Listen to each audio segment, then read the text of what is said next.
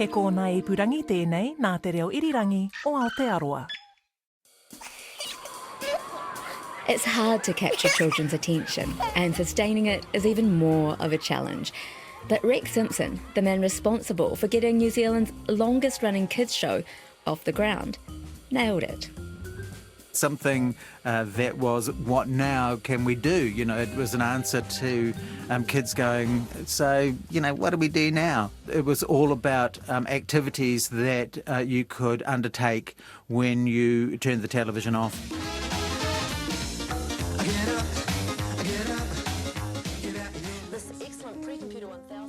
Kia ora, I'm Sonia Yee, and you're listening to Eyewitness, a podcast that looks at events and moments in history witnessed by the people who were there. What Now launched on Saturday, the 9th of May in 1981 in a Christchurch studio, and this year hit its 40-year mark. It's a massive feat for a program that initially started out as a kind of exercise show for kids, which we'll get to shortly. Because in so many ways, the show was as much about Rex's ethos as it was about his desire to make programs that were informative as well as entertaining. After training as a drama teacher, Rex dabbled in radio and went on to state television in 1976, back when there were only 2 channels. When I first started and having my first shift on air, I would have been 21 or 22. It was a quasi sort of competitive environment, but, you know, still you were actually state broadcasters. There was more of an opportunity, I suppose, than there is these days to experiment, and people were more prepared to take risks. And for Rex, well, those risks extended to doing the types of things that no one else was doing. Working in kids' TV proved to be fertile ground for creativity. On TV2, there was Hey, Hey, It's Andy. And on TV1, initially, there was nothing. And so I had the job of being a presentations director. I was 22 and going on 23, and I thought, you know, well, I'm a director, and I had this sort of, you know, director title. I could do anything in the afternoons because I was the director. And so I manufactured a character and put him on screen to be able to link the programs. And that linking device was a show called Nice One Stew, which follows the antics of a cheeky schoolboy who gets up to, well, all sorts of mischief. Oh, sir, I don't think that's fair, sir. Give me such a low mark of 0%. Rex was pretty gung-ho about it all, which meant he kind of left everybody out of the loop. Des Monaghan, who was the program director at the time, and Chris Bourne, who was my boss, and various other executives were in Avalon on the top floor having a meeting, and they looked up and there was this person on screen and they went, what the there's that. At least Rex can laugh about it now. Mabel, and you must sign your letter at the bottom. What are you doing, boy? I am writing a letter to myself, sir. And what are you saying to yourself? But those stern looks from the executive department soon turned to smiles. That slot was an unexpected hit that would also set Rex up for things to come. This phenomenon hit. I recall one time we went to Gisborne and it was like we were the Beatles. People came out and they were rocking the car, and, you know, we had to have security guards being able to ensure that, you know, we weren't trampled. It was just nuts. The exec team handed over the reins. Rex got a chance to work on other shows in the meantime, including a show called How's That, where kids get to make things and play games. What Now was a show waiting in the wings. I suppose at that time there was sort of an anarchic type of mood that was going through British television, like Tis Was and Turn Off the Television Set and Do Something Better. It sort of followed those lines as well. So the content was, you know, very much about, you know, having a bit of fun, but also, you know, taking away some things that you could possibly be doing after you had been watching Saturday morning television. What Now had its own format and a set of unique characters that moved the segments along. Frank Flash coming in with flashes of inspiration, and Constable Keith and Sniff, the police dog that would come in. Hi, and welcome to the police station. The governor is doing a survey. Jim Hopkins coming in as this crazy man who, just to pop in. And The show even featured our very own Alison Holst, the queen of food TV at the time, and her 2 children. And let's not forget the part about getting kids moving and doing Well, hi everybody. Very energetic aerobics. this morning. It Great news really here. spoke to the So I time. hope you're all wide awake, and if you're not, you soon will be. Diane Honeybone was the person who did exercises with people in the studio in the half-hour production. In fact, you were told never to actually work with kids and animals. Well, I had, them in the studio. Then we had Diane Honeybone doing exercises. Why did I do this? I go, this is just nuts. That's it. Lift your knees up high. One time we were recording, the dog decided to jump on the back of Diane Honeybone as she continued to actually try and do these exercises. I mean, we were all corpsing in the control room, but on the floor it was mayhem because she was actually trying to continue to do this with the dog, but not crack up, and it was just nuts. Making live television was all part of the fun, and even when things went wrong, everyone had to roll with the punches. Or should I say, push-ups. As the show developed, Rex introduced elements from his radio background, with a host that linked the segments. Welcome to What Now? For today, the 16th of July.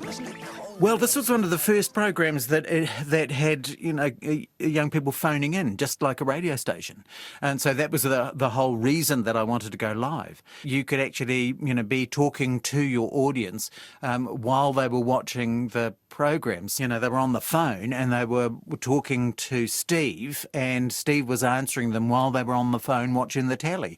So that was just a very unique and an amazing way in which you were connecting with the audience that were actually watching the program. What Now has launched the broadcasting careers of many of its presenters over the years, including Michelle A. Court, Simon Barnett, Jason Gunn, Siobhan Ruakere, and even Labour MP Tamati Coffey.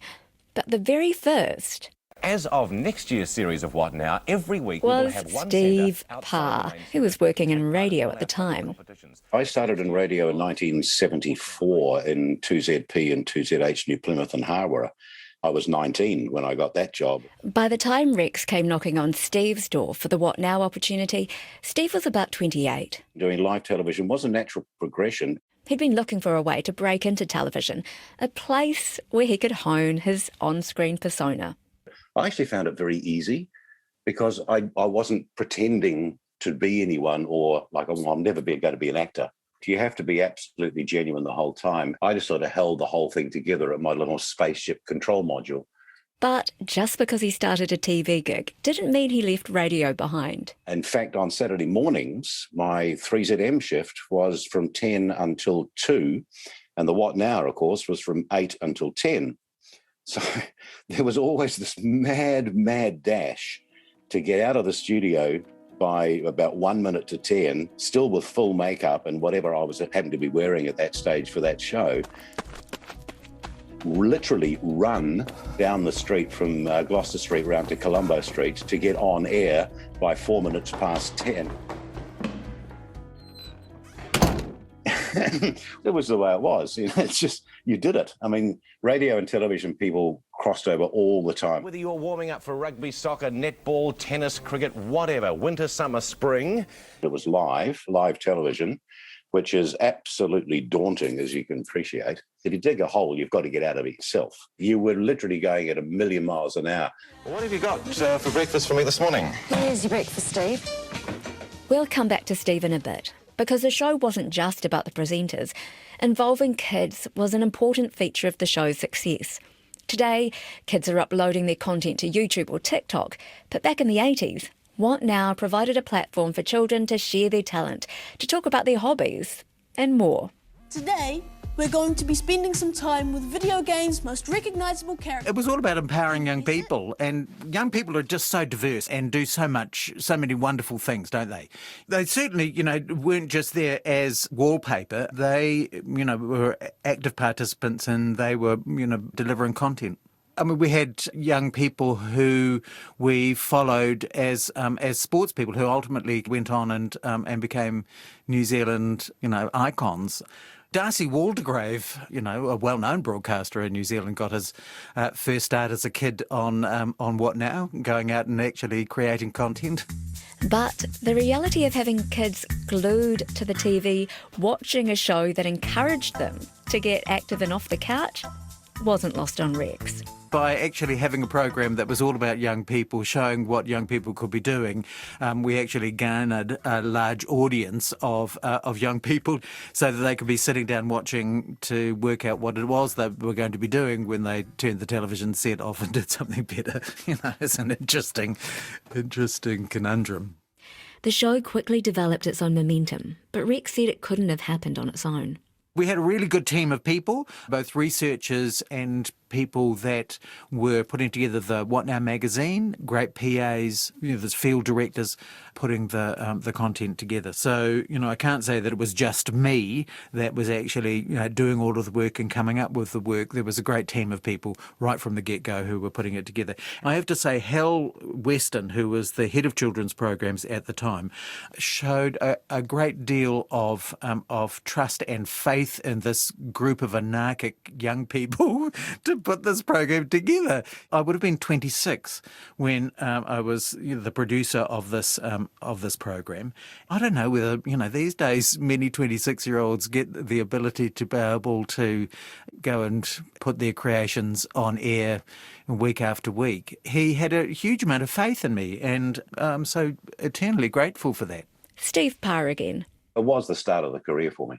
When the start of the century came along, it was mentioned that, we saw you on What Now, we've seen the auditions, we know what you do. What Now is a show that set Steve up for a rich and varied broadcasting career. Starting with What Now, then moving into Sale of the Century, fashion TV shows, doing the music awards, the telethons, which came up a little later on, hosting all 24 hours one year in Dunedin, doing everything live, and using your own personality and your own ego to get you through just about anything was a massive learning experience and very, very rewarding. Surrender my everything and gunge me all right. And each time the show celebrated another milestone, Steve was invited back.